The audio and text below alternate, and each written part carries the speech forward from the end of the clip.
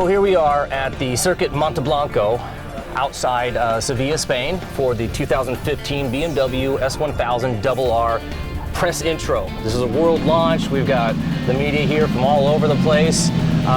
Tons of bikes. We've done our first session this morning. Got our first track impressions. You can had a little lunch. We got the tire warmers on. They outfitted the bikes with slicks. We're going to be going out for our second impressions here this afternoon. But you know, so far we've done some a bunch of laps. We've got some good impressions on the new bike. Now what's recognizable with the 2015 model right away is going to be the redesigned fairing. The front end, the circular headlight used to be on the rider's right side. They've swapped that. They've redesigned the headlights. I mean, it's pretty distinguishable. If you see this bike coming, you're not going to mistake it for a 2014 model. The air induct up here also has been redesigned, and I mean, you can see right through this, right into the air filter. Another noticeable change on the S1000RR, at least from an outside standpoint, is going to be the exhaust system.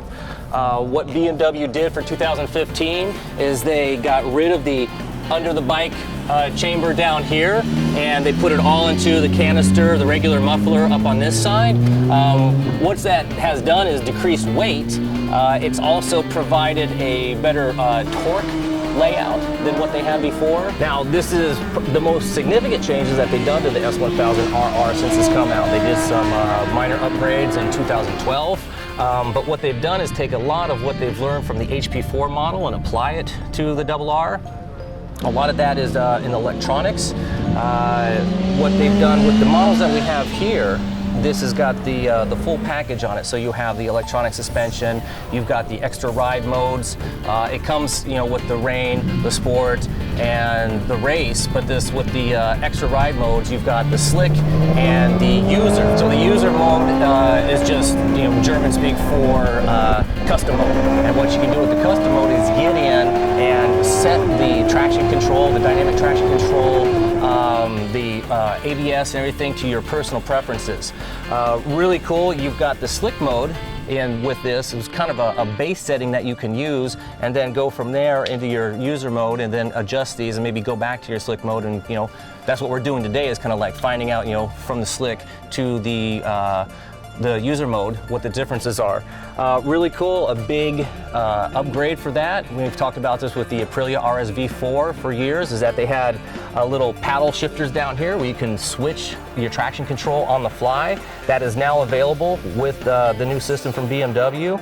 As long as you're in your slick or your user mode, you can see it up here on display, and you can adjust it from a +7, which is the most intrusive traction control, down to a -7, which is the least amount of in traction control. On the handlebars, it's still the same as it was last year. Your ride modes are over here. This is where you're going to select everything. It's still got the heated grips. BMW did add cruise control for 2015, which, for most of the guys that are using this, 90% of the time on the street, that's a really handy function to have. They've made a lot of, technical changes. They're claiming, about, I think, 6 more horsepower and about 9 pounds less in overall bike weight. We don't have a 2014 model to compare this to directly. At the track that we're at, this is, it's not a big track, so a lot of this really you can use in second. You're gonna maybe tap third gear on a certain section, fifth gear down the straight out here. Now this is outfitted with the electronic shift, which is just awesome. You can do upshifts as well as downshifts. So basically, after you clutch out of here in first gear from the pits, you get on the track, you're really not using the clutch afterwards. It's just a matter of, full throttle upshifts, bang, bang, bang, you're going through the gears. On your downshifts, you want to make sure to close that throttle, and then just dot, dot, dot, you can rapid fire down into, whatever gear is necessary for the corner coming up.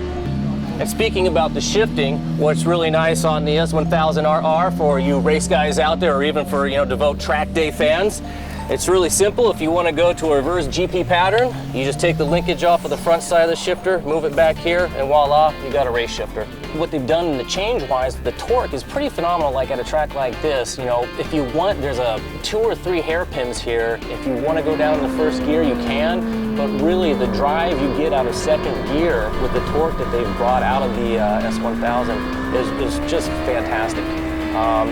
If you're not out there racing, you're just a guy having a good track day, You know, it does have the quick shifters, which is really cool, but a track like this, you know, you're not really shifting a lot. You can leave it in, you know, second, third gear and stuff and just, you know, play with the throttle. Handling wise, you know, again, it's a lighter bike. They've made some technical changes to the frame. They've added in a little bit more flex down here in this area of the motorcycle. What the S1000RR is really capable of doing, which is astonishing, is take a rider no matter what level you're at. You can be, you know, a world level racer down to just your, you know, maybe track day guy down to just a street rider, and this makes you feel, maybe if you're the, you know, the street guy, makes you feel like the world racer because it's such a good package all around. Well, so at this point, it's about time to get back out on the track and get some more riding impressions. If you want a full detailed review of the new S1000RR, make sure to go to Motorcycle.com and read the story.